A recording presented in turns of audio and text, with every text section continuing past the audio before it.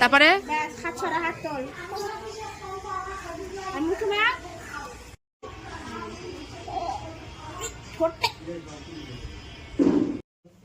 এখন বাজে হচ্ছে সকাল 10:20 আর আমি এই যে এখনো শুয়েছি।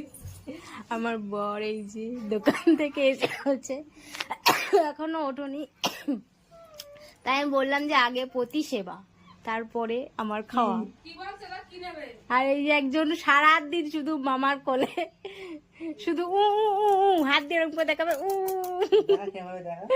কেরকম করে দেখায়, কেমন করে দেখায় একটু দেখা।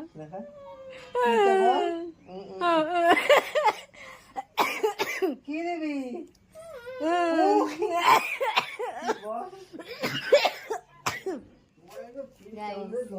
আমার শরীরটা প্রচন্ড খারাপ, সেই জন্য আমি এখন এত বেলা অবধি শুয়ে আছি, তাহলে কিন্তু আমি এত বেলা অবধি শুই না।